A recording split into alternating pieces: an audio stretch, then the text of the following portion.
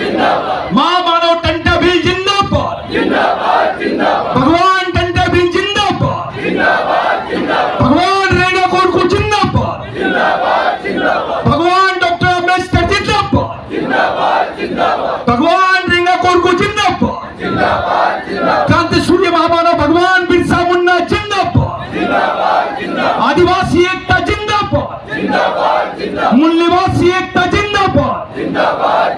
मैं बोलूंगा जो जमीन सरकारी है, आपको बोलना है जमीन सरकारी है, जो जमीन सरकारी है। मैं बोलूंगा सरकार देश की चालक है, सरकार देश की चालक है। मैं बोलूंगा बच्चे को सिखाना है, बच्चे को सिखाना है, बच्चे को सिखाना है। ये मोमेंट गांव तक जा।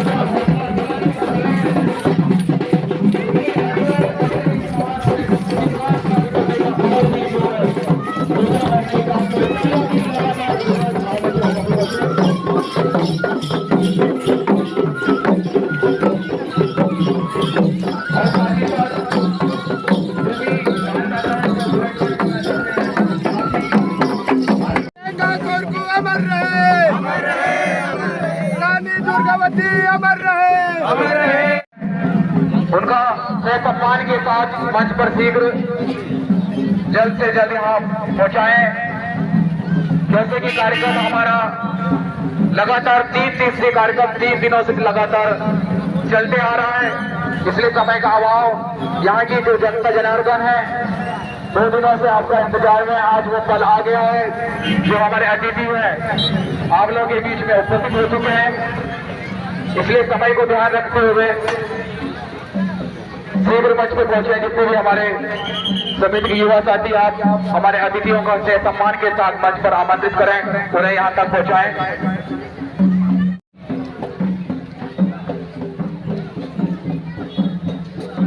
बाबा साहब अमर रहे, टंटे मामा अमर रहे, बिरसा मुंडा अमर रहे।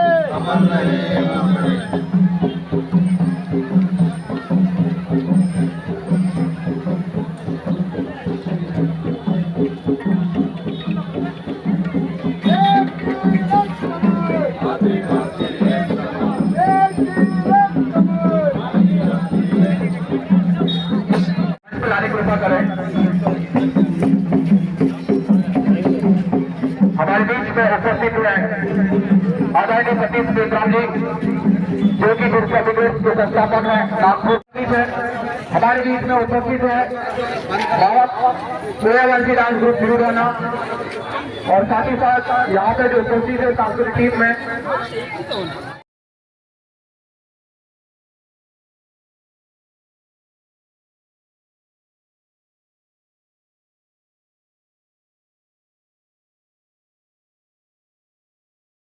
ये तो जमीन पे पुतला लगाया है आपने, अपने दिमाग में पुतला कैसे बिठाओगे? दिमाग में तो उनके विचार बिठाना पड़ेगा आपको। ये कौन है, क्या है, इनका हमारे जीवन से क्या संबंध है, ये आपको मालूम होना चाहिए। भगवान टंटा भील के साथ, इसका मतलब साफ है कि भगवान टंटा भील की जो अभी पुरखों वाली जो बात किए थे भाई आप खड़े हो जाओ, ये लड़के के लिए तालियां बजाओ, अच्छी बात की है। जो पुरखों की ग्राम सभा तुम जानते हो, वो ग्राम सभा एक साथ 1 लाख ग्राम सभा का संचालन करता था रेंगा कुरकू और टंट्या भील। अब तालियां मत बजाओ, इसको भाषण नहीं समझने का। और नए लड़कों ने तो तालियां बजाना ही नहीं, उन्होंने दिमाग में रखना चाहिए कि तालियां कौन बजाता है। 1 लाख ग्राम सभाओं का संचालन मोदी भी नहीं कर सकता है। उस वक्त बिगर सरकार के, बिगर व्यवस्था के अपनी खुद की सामाजिक व्यवस्था को खड़ा किया था रेंगा कुरकू, टंट्या भील और मारिया गोंड। ये सब सरदार टंट्या भील के सैनिक थे उस वक्त। ये संघर्ष क्या संघर्ष था, इसको थोड़ा समझाने की जरूरत है। ये जो हमारी मां बहनें हैं ना, चाहे गोंड हो, कोरकू हो, भील हो, बारेला हो या अन्य आदिवासी हो, इनको ब्लाउज पहनने की भी परमिशन नहीं थी। मैं क्या बोल रहा हूं, ध्यान से सुनो। ये जो हमारी मां बहनें ब्लाउज पहनती है, इसकी परमिशन नहीं थी यहां। ये ब्लाउज के बदले हमारे लोगों से टैक्स लेते थे। जब ये बात भगवान टंट्या भील को समझ में आई तो पूरे सह्याद्री नहीं, सतपुड़ा के बेल्ट में ये जो पहाड़ है, इस पहाड़ी क्षेत्रों में टंट्या भील ने अपनी अदालत शुरू कर दी। उनका सबसे वफादार सैनिक था रेंगा कोरकू, उनका सबसे वफादार सैनिक था बोलिया गोंड, और टंट्या भील ये एक भगवान के माफिक पूरे समाज का संचालन करता था। वहां कोरकू, गोंड, भील, ये जितने आदिवासी समूह के लोग हैं और जो किसी भी समाज का रहे, अगर वो गरीब है तो वो टंट्या भील की अदालत में आता था। जिस भगवान को आपने यहां पर देखा है, मैं क्यों बोल रहा हूं ये, आप लोगों को बहुत सारे लोग आएंगे, कुछ भी बताएंगे। ये सच्चाई है जो मैं तुमको बताना चाहता हूं। आप थोड़ा सोचिए, अगर आपकी मां और बहन को ब्लाउज नहीं पहनने दिया गया और ब्लाउज पहनेगी तो टैक्स लगा दिया गया, ऐसी व्यवस्था किस देश में थी? इस देश में थी। आपको गुनहगारी जमात बोलते थे। आदिवासियों को मारने पर किसी के ऊपर केस नहीं लगती थी, उसको क्रिमिनल ट्राइबल बिल बोलते हैं। गुनहगारी जमात का बिल, जिसको इंग्लिश में क्रिमिनल ट्राइबल बिल बोलते हैं, पूरे विश्व में ऐसा बिल किसी देश में नहीं था जो आदिवासियों के खिलाफ में भारत में था। उस बिल के खिलाफ में टंट्या भील ने बगावत किया। उसने बोला पूरे कपड़े पहनने का अधिकार सबको है, हमारी मां बहनों को कपड़े पहनने का अधिकार है। जिस अंग्रेज अफसर ने और जिस जमींदारों ने इस कानून को बनाया था और जहां पे करते थे, टंट्या भील ने उनके दोनों हाथ काट डाले थे। और वहीं से ब्रिटिश शासन ने इस बात को मान्य किया कि टंट्या भील ने जो आंदोलन चलाया है वो सही आंदोलन है कि आदिवासी महिलाओं को ब्लाउज पहनने पर टैक्स नहीं लगाना चाहिए। वहां से आपकी मां बहनों को ब्लाउज पहनने की परमिशन मिली। इस देश में ऐसा किसी के साथ में नहीं हुआ जो तुम्हारे साथ में हुआ है। अरे कोरकू को मार देते थे तो उस पर पुलिस केस नहीं लगती थी, गोंड को मार देते थे तो कोई पुलिस केस नहीं लगती थी। गोंडों के राजाओं ने भी धोखा दिया समाज को। ये जो जमीन थी, ये गोंड वाला भूभाग का भाग जरूर था, लेकिन यहां पे आदिवासियों की राज सत्ता थी। हमारे राजाओं ने आदिवासियों की खुद की जमीन को सरकार को दे दिया ज्यादा राजस्व लेने के लिए, जिसको रॉयल्टी बोलते हैं। और रॉयल्टी के चक्कर में राजाओं ने समाज की जमीन को भी अपनी जमीन बताया, और यही कारण है आज ये जंगलों में हमारे लोग भूमिहीन है। छोटी छोटी 3 एकड़, 4 एकड़, 5 एकड़ जो जमीन आपको मिली है, इसका इतिहास आपको मालूम होना चाहिए। भगवान टंट्या भील ने 2 बातें बोला। तब यहां पर इनकी ये अहिल्याबाई होलकर, इनका इंदौर में वो राज ये चलता था। यहाँ पे एम्पायर यानी संयुक्त रूप से अंग्रेज और यहाँ की हुकूमत वाले लोग काम कर रहे थे, जिसको कोalition गवर्नमेंट बोलते हैं हम लोग। तो वो जो कोalition गवर्नमेंट थी, वो गवर्नमेंट में टंटा भिल ने एक फतवा जाहिर किया था, जिसने जमीन पर सर टेक दिया, जमीन उसकी हो जाना चाहिए। एक लड़ाई लड़ी। पहले आप भूमिधारी थे। भूमिधारी का मतलब होता है भूमि को धारण करने वाला। जो टंटा भिल का संघर्ष था, रेंगा कोरकू का संघर्ष था, इसमें कम से कम 5000 लोगों को मारा गया। और मारने के बाद ऐसे करते नहीं थे, उनके पहले मारते थे उनको और उनके हाथ काट के दफनाते थे, उनकी बॉडी को फेंकते थे। ये मेलघाट से, परिसर से लेकर तो पूरा खंडवा से आगे जितना सतपुड़ा का पहाड़ है जो गुजरात बॉर्डर तक के जाता है, वहां तक टंटा भिल की सल्तनत थी, वहां तक रेंगा कोरकू का काम था। साथियों, टंटा भिल के आंदोलन की वजह से यहां का आदिवासी, यहां का ब्राह्मण, यहां का ओबीसी, यहां का मुस्लिम, यहां का क्रिश्चियन भूमि धारक नहीं, भूमालक बना। उसको जमीन के मालकी पट्टे मिले और आप बोलने लगे कि मेरी 5 एकड़ जमीन है, मेरी 10 एकड़ जमीन है, मेरे 2 एकड़ जमीन है। ये जमीन देने वाले भगवान का नाम है टंटा भिल। मैं आपसे पूछना चाहता हूं, जब सरकार नहीं थी, जब संविधान नहीं था, तो हमारे जिंदा रहने का अंतिम साधन क्या था? जमीन, खेती। उसकी वजह से हम लोग जिंदा रहते थे और उस खेती को देने वाले भगवान का नाम है टंटा भिल, बिरसा मुंडा, रेंगा कोरकू। आपसे किसी ने पूछा, अपने दिल पे हाथ रखो, आपका बच्चा आज कपड़े पहन रहा है, आपका बच्चा रोटी खा रहा है, अपने दिल पे हाथ रख के पूछिए, कौन से भगवान ने तुमको जमीन दिया है?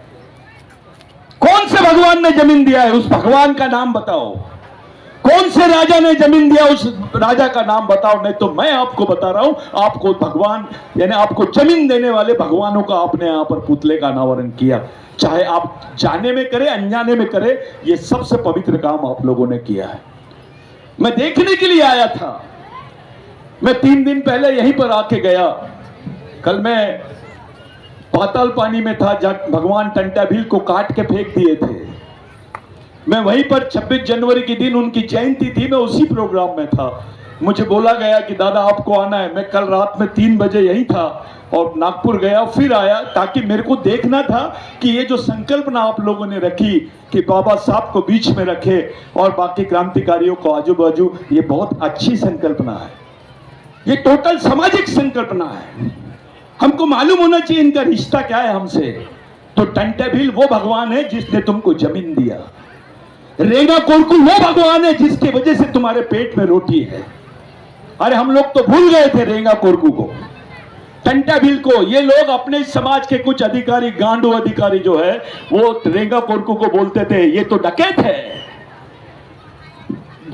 टंटा भिल को बोलते थे ये तो डकैत है। वे अंग्रेजों ने बोला उसको रॉबिन हुड, भगवान की पदवी दी उसको, more than God, he is a living God. ऐसा वहां के अंग्रेजों ने बोला कि हमने एक जिंदा भगवान को देखा है। उस जिंदा भगवान के इतिहास को इस देश में मिटाया गया। जिन्होंने उंगली भी नहीं कटाई उनका नाम शहीदों पर है, और जिन्होंने पूरी लड़ाई लड़ी है, 16 साल तक के टंटा भिल ने हथियारबंद लड़ाई लड़ाया भारत में। इतनी बड़ी लड़ाई किसी ने नहीं लड़ा। जो रेंगा कोरकू का नाम आप लोग देख रहे हैं, वो रेंगा कोरकू को अभी फोटो भी नहीं है। मैंने विकिपीडिया पे उसको सर्च मार के उस पर रिसर्च करके काम किया। आज रेंगा कोरकू की जयंती मनाई जा रही है, भगवान टंटा भिल की जयंती मनाई जा रही है।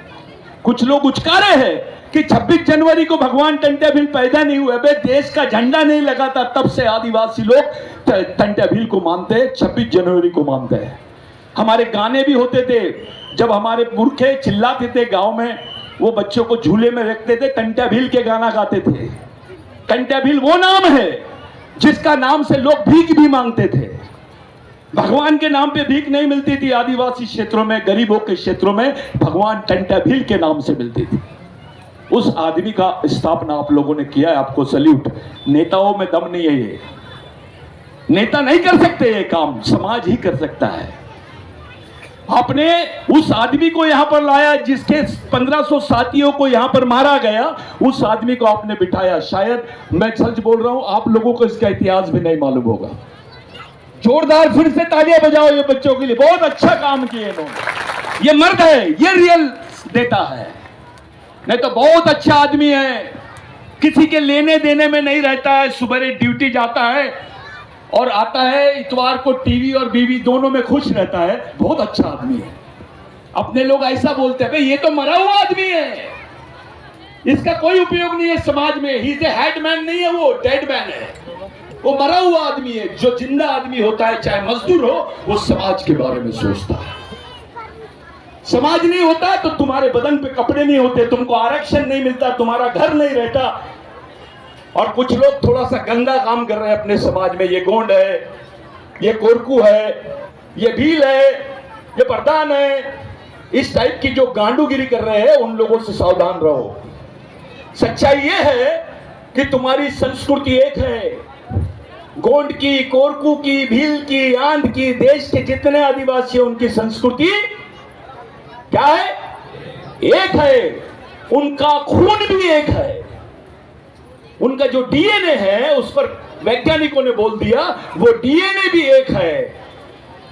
संविधान में उनके अधिकार भी एक है, उनकी लड़ाई भी, तो समाज भी। तो ये समाज को एक करने की लड़ाई लड़नी मांगना चाहिए। तो लोग ये कोरकुओं का संगठन, ये गोंडों का संगठन, ये गांडूगिरी से बंद हो, ये वैचारिक गांडूगिरी है, इससे बंद करो। समाज कैसे एक होगा उसके बारे में बात करो। अब आते हैं हम लोग भगवान बिरसा मुंडा के बारे में। जिस व्यक्ति का जन्म झारखंड में हुआ और उसको तुम यहां पे मेलघाट में और मेलघाट के परिसर दामदीपुरा में आप लोग बिठा रहे हैं, उसको क्या कारण है? क्या कारण है इस आदमी का आप लोगों ने पुतला बिठाया? इसका क्या संबंध है तुमसे? साथियों, जिस डॉक्टर बाबा साहब आंबेडकर की मूर्ति आप लोगों ने बिठाए, वो डॉक्टर बाबा साहब आंबेडकर भंडारा से इलेक्शन हार गए थे। वही डॉक्टर बाबा साहब आंबेडकर को पहली बार पश्चिम बंगाल से सुभाष चंद्र बोस के भाई के खिलाफ में लड़ाया गया। बाबा साहब शेड्यूल कास्ट फेडरेशन से इलेक्शन लड़ रहे थे और सुभाष चंद्र बोस का छोटा भाई कांग्रेस से इलेक्शन लड़ रहे थे। डॉक्टर बाबा साहब आंबेडकर के लिए आदिवासियों ने बगावत की है कांग्रेस से, और डॉक्टर बाबा साहब आंबेडकर को जीता के लाए। जिन लोगों ने जीता के लाया वो बिरसा मुंडा के विचारों के लोग थे, क्योंकि डॉक्टर बाबा साहब आंबेडकर ने गोदावरी के आंदोलन में बोला था कि मैं अपने जमीनी आंदोलन का गुरु मानता हूं बिरसा मुंडा को। ये बात छुपाई गई। इस देश में दो आदमी का नाम बहुत चलता है, पहला डॉक्टर बाबा साहब आंबेडकर, दूसरा महात्मा गांधी। अरे महात्मा गांधी जो थे ये वकील थे, मोहनदास करमचंद गांधी। ये विदेश से आए इंडिया में, पहला अधिवेशन था कांग्रेस का जब आजाद होने का था देश। झारखंड में पहला अधिवेशन था, गांधी जी गए, ऐसा गेट था, ऐसा पूरा बोर्ड बैठा हुआ था और बोर्ड पे लिखा हुआ था महामानव, क्रांति सूर्य, धरती आबा, भगवान बिरसा मुंडा। जब ऐसा नाम देखा तो गांधी जी चुपचाप हो गए। एक आदिवासी को बुलाए और बोले कितने लोगों के नाम है ये? तो उस आदिवासी ने बोला गांधी जी ये तो एक ही आदमी का नाम है। तो बोले कितने दिन तक के जिया ये? तो 24 साल तक के जिया। क्या चाहता था? तो उसने अपनी भाषा में बोला मोड़ागाज बोल माउस, हमारे गोंडी में बोलते मावा नाटे मावा राज, हमारे हिंदी में बोलते हमारे गांव में हमारा राज। ये विचारधारा जब बताया गांधी जी बोले अरे इस विचारों की तो देश को जरूरत है। गांधी जी ने प्रेरणा ली है बिरसा मुंडा से, लंगोटी उतारे, अपनी कोट उतारे, लंगोटी पहने और पूरे देश में आजादी का आंदोलन चलाए। अगर गांधी जी इस देश के राष्ट्रपिता है तो बिरसा मुंडा तो इस देश का आजा होना चाहिए, क्योंकि वो आदिवासी है, उसके इतिहास को दबाया गया। टंटा भील, रेंगा कोरकू, इनके इतिहास को अभी हमारी पीढ़ी को मालूम भी नहीं था। जब मैंने ये बोलना शुरू किया मध्य प्रदेश में तो मेरे को कमेंट्स आते थे कहां से लेके आया रेंगा कोरकू? अबे तेरा बाप है वो, मालिक है। थोड़ी देर के लिए समझ लो ये लोगों ने क्या लिखा था मरते दम तक के। जब पहली बार आखिरी में टंटा भील को फांसी की सजा सुनाई गई तो उसने अपने रिकॉर्ड पे साइन करते हुए क्या लिखा था? अपना नाम नहीं लिखा था, उसने लिखा था मालिक। हर आदमी उसको चाहने वाला, उससे जुड़ा हुआ आदमी अपने आप को क्या बोलता था? जम के बोलो, मालिक है। मान लीजिए थोड़ी देर के लिए मोदी जी जा रहे हैं और मोदी जी के सामने एक लंगोटी वाला आदिवासी खड़ा है। और वो जा रहा है, रेंगा कोरकू हो सकता है, गोंड हो सकता है, कोई भी हो सकता है। मोदी जी आए और बोले, अरे तुम मेरे को पहचानते हैं? तो बेचारा आदिवासी बोलेंगे, हाँ साहब, आपको टीवी पे देखता हूं, हर जगह आप ही की फोटो देखता हूं, आप देश के प्रधानमंत्री हो? तो मोदी जी बोलेंगे, हाँ मैं देश का प्रधानमंत्री हूं। तो वो लंगोटी वालों को तड़ से याद आता है, रे टंटे भील ने क्या बोला था?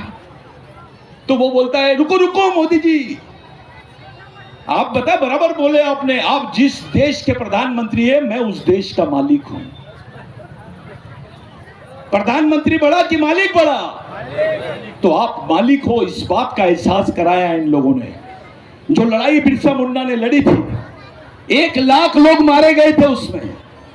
वो कानून बना जिसको लैंड एक्विजिशन एक्ट बोलते हैं, जिसको भूमि संपादन अधिनियम बोलते हैं, कि आदिवासी की जमीन गैर आदिवासी नहीं ले सकता है, और गैर आदिवासी तो क्या सरकार भी नहीं ले सकती है। इस आंदोलन को पैदा करने वाले भगवान का नाम है बिरसा मुंडा। जब ये कानून बना मेरे साथियों, 1 लाख लोग मारे गए, उनके रिकॉर्ड भी नहीं है। मैं जिन 1500 लोगों का उल्लेख कर रहा हूं उनके भी रिकॉर्ड नहीं मिलेंगे, लेकिन मैंने कुछ जगह से रिसर्च करके ये किया, और मैं बोल रहा हूं तो आधिकारिक रूप से बोल रहा हूं, इसका जवाब देने के लिए भी रेडी हूं। तो उस कानून की वजह से आज तुम्हारे पास 2 एकड़, 3 एकड़, 4 एकड़, 5 एकड़ जमीन है। अगर जमीन नहीं होती तो तुम्हारे क्या हाल होते, थोड़ा सोचो। तुम्हारे पास क्या रहता? तुमको इस देश में आदिवासी बोल के मान्यता नहीं रहती, खाने को नहीं रहता हमारी मां बहनों को। यही मेलघाट का बाजू का क्षेत्र है, ऐसा माना जाता है कि इस देश में कुत्ता भूख से नहीं मरता है, लेकिन आदिवासी भूख से मरता है। बच्चे कुपोषित हो जाते हैं, पैदा होता है तो 6 महीने में नहीं, 2 साल में नाम रखते हैं उसका, क्योंकि उनको गारंटी नहीं रहती कि बच्चा जिंदा रहेगा या नहीं। इसी मेलघाट की कीस है ये, चाहे रेकोरकू का बच्चा हो या गोंड का बच्चा हो। साथियों, तुम्हारे बारे में बोलने वाला कोई नहीं है, तुम्हारी बात कोई नहीं रखेगा। तुम पार्टी के भरोसे नहीं, समाज की ताकत को पैदा करो। पहले अपनी ताकत को पैदा करो, अपने शहीदों के विचारों पे भरोसा करो। तुम्हारे लड़के को बोलो, मेरे लिए तू जेल में चले जाएगा क्या? ये तुम्हारे लिए फांसी दे दिए। जीसस क्राइस्ट को क्राइस्ट पे लटकाया गया तो भगवान बन गए वो। ये तो खुशी खुशी तुम्हारे समाज के लिए अपनी गर्दन दे दिए। 24 साल की उम्र क्या रहती है? 24 साल की उम्र में खुशी खुशी उन्होंने फांसी का फंदा ले लिए। बिरसा मुंडा को कैसे मारे मालूम है? बिरसा मुंडा को पहले पॉइजन दिया, उसके बाद में रात भर उसकी चमड़ी निकाले, जैसे बकरे की चमड़ी निकालते थे। खून खून किए उसको और बोले, लिख के दे, तू आदिवासी नहीं है, तू इस जमीन का मालिक नहीं है, तू आदिवासी नहीं है, लिख के दे। बिरसा मुंडा तड़पते रहा, खून से लथपथ हो गया, आखिरी तक बोलते रहा। मर गया लेकिन साइन नहीं किया, बोलते रहा, मैं आदिवासी था, आदिवासी हूं और आदिवासी रहूंगा। मेरी आने वाली कौम मेरे खून के कतरे को याद करेंगी और अपनी लड़ाई लड़ेगी। कौन बोलता है ये? कौन से भगवान ने बोला? उस भगवान का नाम बताओ। इन विचारों से ही समाज जिंदा रह सकता है, इन्हीं की वजह से समाज जिंदा है। रेंगा कोरकू का तो अता पता नहीं है उसको क्या सजा दिए थे। कोई बोलता फांसी दिए थे, कोई बोलता उसको जेल हो गई थी, कोई बोलता वो भाग गया था। ऐसा हमारे ही सैनिकों के बारे में, हमारे महापुरुषों के बारे में ये लोग भ्रम पैदा करते हैं। ये जो आने वाली पीढ़ी है, इसके सामने प्रश्न है मेरे साथियों। हमारे लोग गड्ढे खोदने का काम करने जाते हैं, कोरकू हो या गोंड हो या कोई आदिवासी हो या मजदूर हो, दलित हो या कोई भी समाज का मजदूर हो। अभी गड्ढे खोदने के काम में भी मशीन आ गई है, वो काम भी तुमको नहीं मिलेगा। इस देश में संडास साफ करने के काम को सरकारी नौकरी का हिस्सा मानते हैं, लेकिन गड्ढे खोदने के काम को सरकारी नौकरी का हिस्सा नहीं मानते। अगर ये काम भी मशीनें करेंगी तो तुम्हारे समाज के आदमी के हाथ में कौन सा काम रहेगा? थोड़ा सोचो, कैसे जिंदा रहेगा वो? लड़कों के पास नौकरियां नहीं है, उसका आरक्षण छीन रहे हैं, उसके पास पैसा नहीं है। इतनी गरीबी आदिवासियों में कि कोई अपनी किडनी बेच रहा है। अभी मेरे को बताए रक्तदान शिविर का आपने बोले यहाँ पर, इसी एरिया से 100 किलोमीटर दूर पे कुपोषण है। कुपोषण यानी भूखमरी, खाने को नहीं मिलता उनको। वो आदिवासियों के पास में जाके पूछो खाना क्या होता है, बेचारे 2 दिन में 1 बार चूल्हा जलाते हैं। ये सच्चाई है। उनके पास काम नहीं है तो वो लोग अपना खून 800 रुपए में बेचते हैं। वहां पे रक्तदान शिविर होता है, नागपुर के कुछ खास लोग जाते हैं, आदिवासियों का खून लेते हैं और उसको अंतरराष्ट्रीय मार्केट में बेचते हैं। 800 रुपए का खून 80,000 रुपए का जाता है विदेश में, क्योंकि आदिवासियों के खून में जो ह्यूमैनिटी पावर होता है, जो रेजिस्टेंस पावर होता है, वो बहुत ज्यादा होता है। आपके खून को भी खरीदा जा रहा है। डॉक्टर बोलता है बे खाना खाएगा तो खून बनेगा। क्या बोलता है डॉक्टर? खाना खाएगा तो खून बनेगा, लेकिन सरकार बोलती है आदिवासियों को खाना होना तो खून देना पड़ेगा। तुम्हारे ग्वांडू नेता तो भी कुछ नहीं बोलते हैं। आदिवासी बच्चा आश्रम स्कूल में मर जाता है तो मरने के बाद सरकार उसको क्या देती है? 40,000 का चेक देती है। आपका बच्चा अगर मर गया तो सरकार बोलती है 40,000 ले ले, यानी आदिवासियों के बच्चे की जान की कीमत 40,000। अभी ईद का बकरा 1 लाख रुपए का बिकता है। जिन बच्चों के हाथ में किताबें होना चाहिए था, उनके हाथ में बंदूकें हैं। कोई नेता जाके उनको नहीं पूछता बेटा तेरी उम्र तो छोटी है, तेरे हाथ में बंदूक कहां से आई?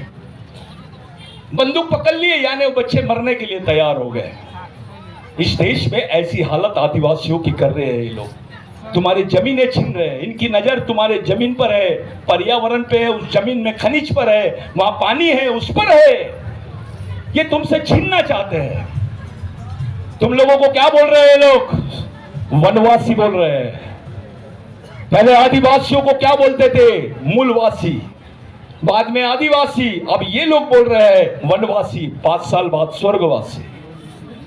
तुमको खत्म करने का प्लानिंग कर रहे हैं ये लोग, और हम लोग चुपचाप बैठ के सिर्फ तालियां बजाने का काम कर रहे हैं। ये गांडूगिरी बंद करो, ये धोखागिरी बंद करो।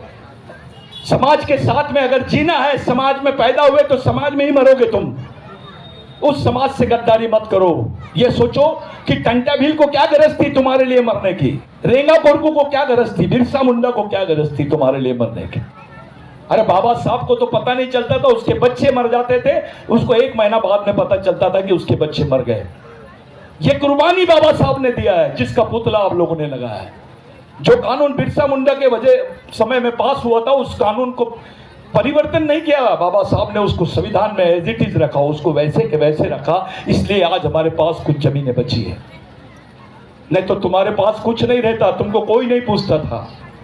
अरे सब पार्टी के लोग तो ऐसा है, अपने यहाँ अपना नेता समाज से कम पार्टी से ज्यादा डरता है। अबे समाज पहले की पार्टी, नेता बड़ा की समाज, तो समाज को पहले ध्यान रखो। इस समाज से गद्दारी मत करो। ये अपनी आखिरी पीढ़ी है, इसके बाद कोई नौकरी वोकरी नहीं मिलेगी। हमारे समाज को पूरा खत्म करने का षड्यंत्र रच रहे हैं। अगर ईमानदारी है तो एक जगह आ जाओ, कोई कोरकू नहीं, कोई गोंड नहीं, सब एक जगह बैठो। कोई बिल नहीं, तुम्हारे पास कोई पर्याय नहीं है, क्योंकि तुम एक ही ब्लड के लोग हैं, एक ही खून के लोग हैं। जमेगा तो कोरकू ने गोंड की लड़की मांगना चाहिए, मैं यहां से बोल रहा हूं। गोंड ने कोरकू की लड़की मांगना चाहिए, ये होना चाहिए। ये जब तक के नहीं होगा, समाज एक जगह नहीं आएगा, क्योंकि तुम्हारी संस्कृति एक, देव एक, सब एक। अबे ये भैरम बाबा बोलता है, वो बड़ा पेंट बोलता है, और दोनों की हालत एक जैसी है। उनको मालूम नहीं तुम शंकर भगवान के ही बारे में बात कर रहे हैं। पहले शंकर भगवान महादेव होते थे, कुछ लोगों ने उसको ब्रह्मा विष्णु महेश 3रे नंबर का भगवान बना दिए। जो तुम्हारे टीम का कैप्टन था, उसको 3रे नंबर का भगवान बना दिए। अरे इन्होंने महादेव को नहीं छोड़े, तुम कौन सी खेत की मूली है? तुमको कैसे छोड़ेंगे? और अपनी संस्कृति पे नाच करो। हम लोग मेघराज को मानते हैं, मेघनाथ को मानते हैं। जाके देखिए, हमारे कोरकू भाई मेघनाथ की यात्रा करते हैं। हम रावण के भी वंशज हैं, शिव भक्त हैं, हम शिव वंशज हैं। अपने आप को समझो, अपनी संस्कृति को समझो, अपने बच्चों को बताओ कि ये तेरा भगवान है। बेटा घर से निकलेगा तो पढ़ाई के साथ साथ अपने दिमाग में अपने महापुरुषों की विचारधारा रखना। बिरसा मुंडा ने क्या बोला था? समाज आर्थिक रूप से गरीब रहेगा चलेगा, लेकिन विचारों से गरीब नहीं रहना चाहिए। जो समाज विचारों से गरीब रहता है वो गुलाम पैदा होता है और गुलाम ही मर जाता है। अपने समाज में विचारों को पैदा करने वाले कारखाने को पैदा करो। अपने बच्चों को ट्रेनिंग दो, लड़कियों को ट्रेनिंग दो, महिलाओं को ट्रेनिंग दो। एक महिला ने कम से कम 800 रुपए रोज कमाना चाहिए। आदमी कमाता है तो वो दारू की दुकान में जाता है, महिला कमाएंगी तो राशन की दुकान में जाती है। अपने बच्चों को पढ़ाने के लिए, अपने बच्चों का भविष्य देखने के लिए तुमको आगे आना पड़ेगा। ये उपवास करना वरना छोड़ो। उपवास करने का इतना ही शौक है तो अपने बच्चों के लिए कलेक्टर ऑफिस के सामने करो, वहां पे लड़ो, तुम्हारे बाल बच्चों को कुछ मिलेगा। नहीं तो तुम कितने भी उपवास कर लो, इनको कोई फर्क नहीं पड़ता। कोई अदानी अंबानी को कोई फर्क नहीं पड़ता। ऐसे अदानी अंबानी तो तुम्हारे भगवान और धर्म को जेब में रखते हैं। इस देश का कोई भी आदमी रहे, अभी तुम ब्राह्मण की भी स्थिति देख लो, बियर बार के सामने वो बैठा है, बेचारा मजदूरी कर रहा है, उसको भी राहत नहीं दी है तुमने, तो तुमको कहां से मिलेगी राहत? तुम अपनी सामाजिक स्थिति को समझकर आगे बढ़ने की कोशिश करो मेरे भाइयों। तुमने बाबा साहब का नाम लिया। बाबा साहब ने संविधान पूर्व बहस में बोला था कि मैं इस देश के मूल मालिकों के बारे में बात कर रहा हूं। I am talking about the aboriginal people of this country. मैं इस देश के मूल वासियों के बारे में बात कर रहा हूं और इनको परिभाषित करने के लिए मैंने शेड्यूल ट्राइब ये संज्ञा दी है। बाबा साहब का और जयपाल मुंडा की जो बहस है संविधान में, वो रियल बहस ये है। मैंने इसका अभी सुपुर्दनामा दिया। ये जो केंद्र सरकार ने 2023 में आदिवासियों के खिलाफ में जंगल बिल पास करी थी साथियों, उसके खिलाफ में हमने मोदी को पार्टी बनाया। मैं खुद पार्टी बनाया हूं सेंट्रल गवर्नमेंट को। अगर वो बिल ये लोग पास कर देते तो 4 करोड़ आदिवासी देश के निकल जाते थे। हमने उसमें सुप्रीम कोर्ट से स्टे लाया। 2010-2011 में भी हमने नंदाबाई भील में भी वही लड़ाई लड़ी और उस लड़ाई का परिणाम ये हुआ कि उस जजमेंट में बोला गया कि आदिवासी देश का प्रथम नागरिक है। उसको मूल निवासी और मूल मालिक होने का सम्मान देना प्रत्येक सरकार और नागरिक का कर्तव्य है। ये सुप्रीम कोर्ट ने बोला। सुप्रीम कोर्ट ने, हाई कोर्ट बोलता है कि भगवान राम पैदा हुए तो सब मान लेते हैं, लेकिन सुप्रीम कोर्ट बोल रहा है भाई कि आदिवासी देश के मूल मालिक है, प्रथम नागरिक है। कोई नहीं मान रहा है। भारत सरकार ने बोल दिया, संयुक्त राष्ट्र संघ में पूरे विश्व के जो देश है उनका एक संघ है जिसको संयुक्त राष्ट्र संघ बोलते हैं, यूनाइटेड नेशंस बोलते हैं, वहां पे बोल दिया कि भारत में आदिवासी नहीं है। क्या बोला? भारत में आदिवासी नहीं है। उसका दूसरा मतलब यह है कि आदिवासी भारत के नागरिक नहीं है। ये लड़ाई को समझो। अपने बाल बच्चों के पेट पे लात मत मारो, उसके लिए गड्ढा मत खोदो। अपनी लड़ाई, अबे एक दिन भूखा रहेगा तो इधर ट्रांसफर कर देगा, उससे क्या फर्क पड़ता है? समाज के लिए तो लड़ेगा, अपने आने वाली पीढ़ी के लिए लड़ेगा। साथियों, ये हमारी अंतिम पीढ़ी द्वारा अंतिम पीढ़ी को बचाने के लिए लड़े जाने वाली अंतिम लड़ाई है। इसको किसी भी हाल में जीतना पड़ेगा आपको। मैं इन भाषणों में जितने अच्छे लड़के, नए नए लड़के आए, मैं बहुत खुश हूं।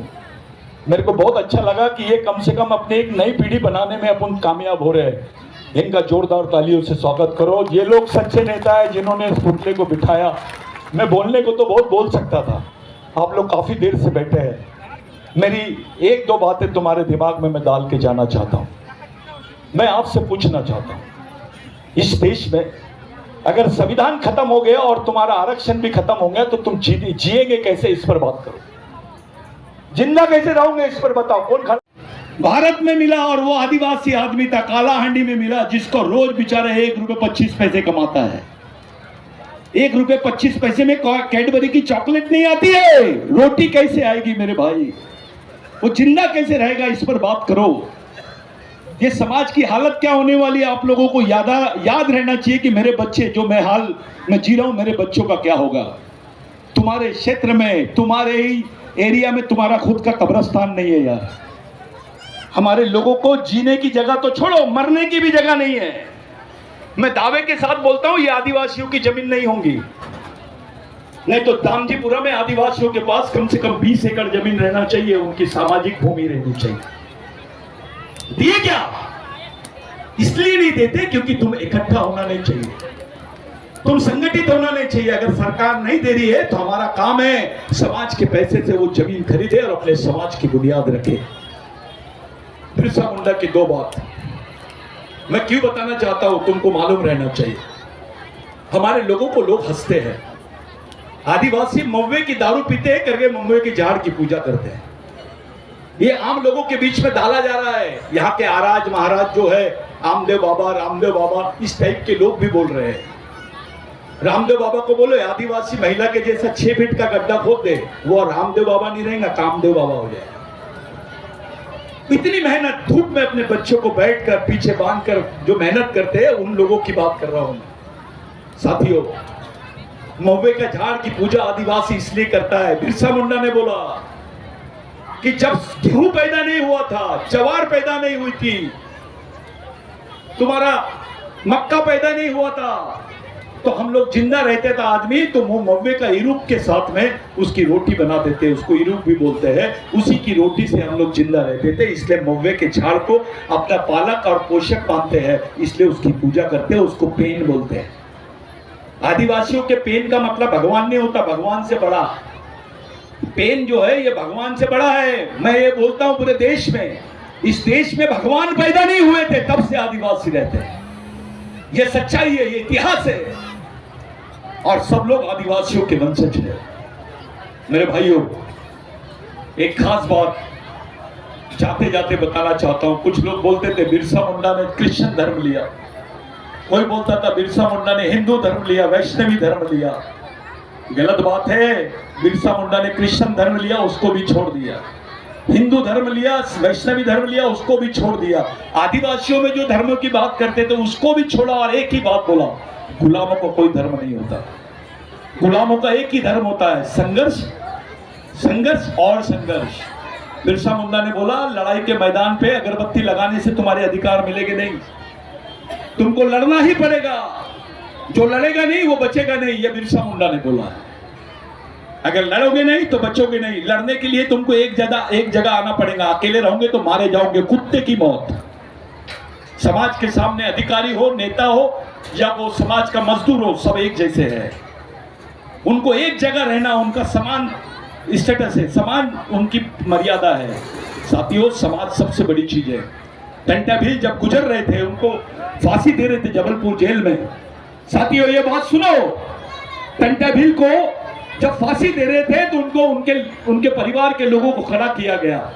उनको पहचान नहीं पाया टंटा भील। 23 साल बाद में अपनी बहन को, अपने लोगों को देख नहीं पाया। खुद की बहन खड़े रहने के बाद बोले साहब मैं इनको नहीं पहचानता। तो आप क्या जानते हो, आप क्या चाहते हो, अभी तो आपको फांसी लगने वाली है। तो टंटा भील ने बोला मैंने पूरी जिंदगी समाज के लिए दिया हूं, मैं अपने समाज को अपना भगवान मानता हूं, आप मेरे को एक बार मेरे भगवानों के दर्शन करा दो। तो जेल के ऊपर खड़े करके कम से कम 5 लाख लोग जबलपुर जेल के बाहर में खड़े थे, टंटा भील के लिए आंसू बहा रहे थे। वो लोगों का दर्शन किया, टंटा भील ने नमन किया और बोला मैं जितने बार भी पैदा होगा समाज के लिए ही मरूंगा। कौन बोलता है ये? कौन बोलता है? अपने समाज को भगवान से बड़ा माना टंटा भील ने। आपको भी मान के जीना पड़ेगा। साथियों, बिरसा मुंडा का एक आखिरी बात बता देता हूं। मैं शायद ज्यादा बोल रहा हूं, अनुमति शायद मैं बोल देता हूं 5 मिनट और। एक बार तूफान आ रहा था जिसको आज अपन भगवान राम का मंदिर जानते, उस वक्त जगन्नाथ का मंदिर सबसे प्रसिद्ध मंदिर था। तूफान आ रहा था, इधर लोग भाग रहे थे, पानी आ रहा था, और जगन्नाथ के मंदिर के सामने कुछ सुअर और सुअर के बच्चे फुटर रहे थे। गोंडी में सुअर को बोलते पत्ती, अपन पत्ती तोड़ मदन। तो वो लोग फुटर रहे थे और बिरसा मुंडा को अच्छा नहीं लगा। बिरसा मुंडा ने क्या किया, जगन्नाथ के मंदिर का ताला तोड़ दिया और पूरे सुअर के बच्चों को अंदर कर दिया। दूसरे दिन हंगामा मच गया कि भगवान ने, ये बिरसा मुंडा ने भगवान को अपवित्र कर दिया, सुअर के बच्चों को डाल दिया। अब बिरसा मुंडा को उसकी सजा होनी चाहिए। तो दूसरे दिन पूरे पंडे खड़े हैं और बिरसा मुंडा जी को बुलाया गया।